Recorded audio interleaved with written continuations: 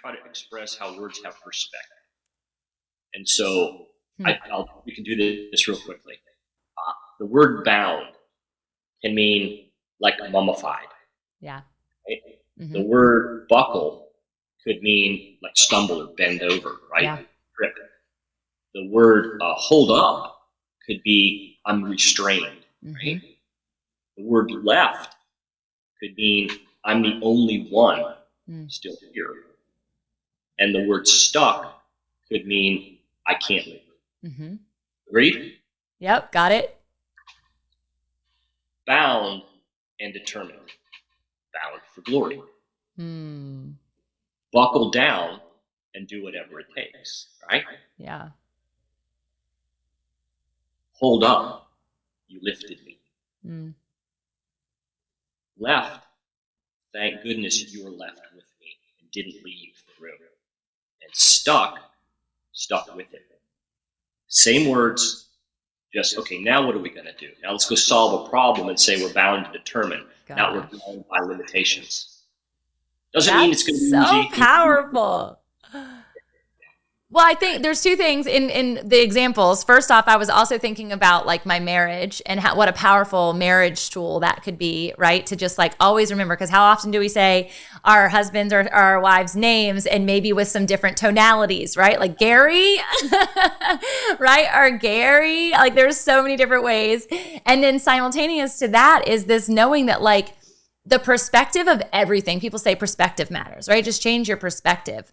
But from a communication tool, specifically leader, a way that you would develop your team is just like when someone says, don't bring me a problem, bring me a solution, right? This is common. But if people are using a word, there's a reason they're using that word. Like they generally feel that way. Their mindset, their perspective is in and through that lens and that lens alone.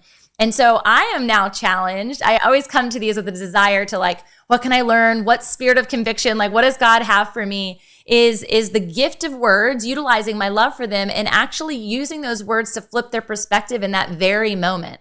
Because it could literally change the course of not only just their day, but the trajectory of your company, the trajectory of their life.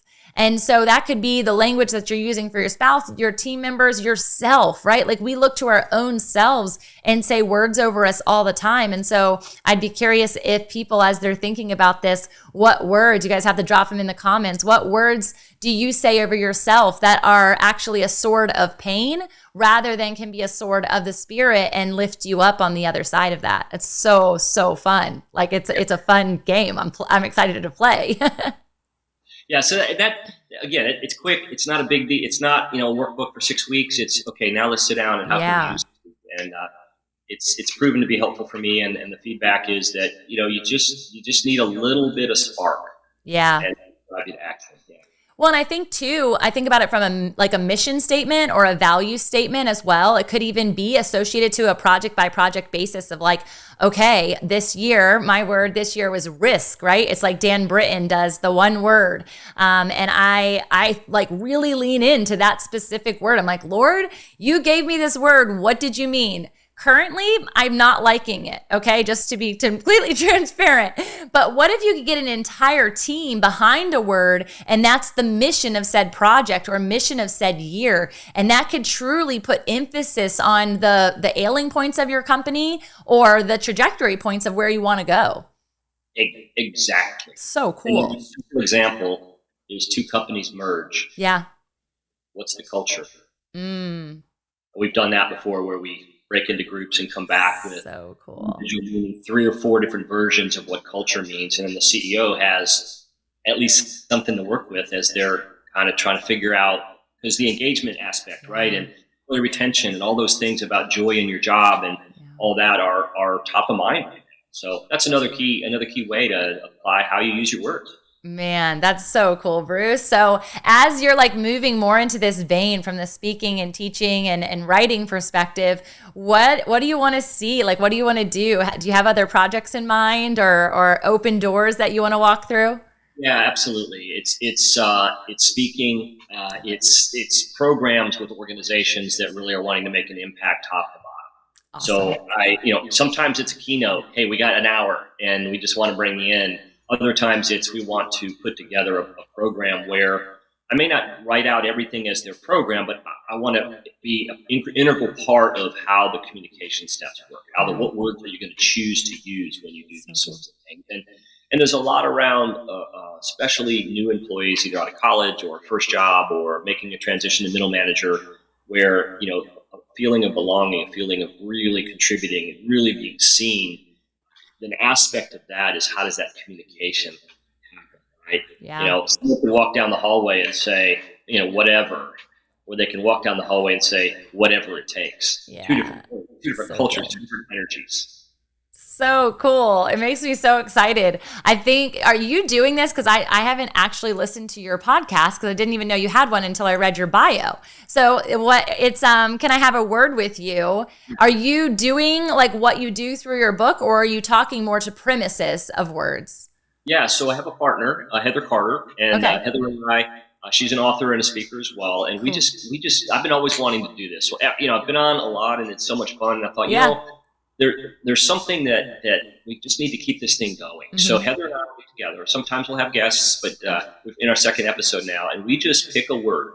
What's the word going to be? And we talk about it and break it down. So And cool. most of the time, we're able to bring in a scripture that has driven the word, like the word path. What does it mean? Or we did the word mirror.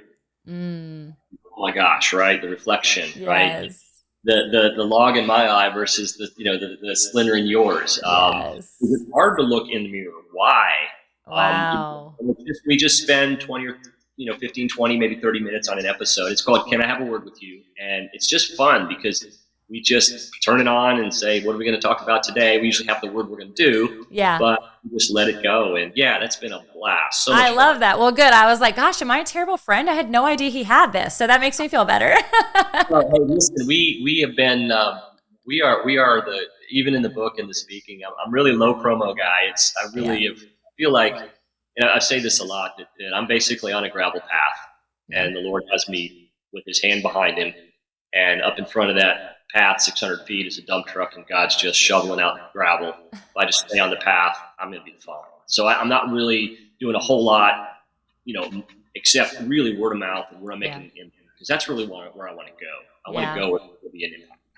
I love that so much, Bruce. I'm so grateful that I got to learn more about you today in this intimate and setting and in front of lots of people who are live with us. So we're so grateful you guys are hanging out. We hope that you will subscribe to the show, share Bruce out today on all of the platforms you're listening from. And Bruce, are there any final things you want to share with the audience before we go? Yeah, there's the phrase. It's my 3-word favorite phrase, and it's actually the first word in the first 3-word phrase in the book. And I think it's maybe a word of encouragement to everyone, whether ourselves, our spouses, our children, and it's the word "Yes, I can." I think if we step first with the phrase "Yes, I can," especially when we don't know what the path is to take, or the instructions, or the skill set. Yes, I can simply means that you expect success in challenging activities now. Step with a mindset of gratitude and possibility thinking, and not celebrating our problems. We don't need to give them extra time. We just say, yes, I can. And it's hard. This isn't a flip of a switch, but just a little bit each day. It only takes a moment to change our momentum. Another word that I love. And so that's what I'd say. I just leave with an encouraging word of just saying, yes, I can.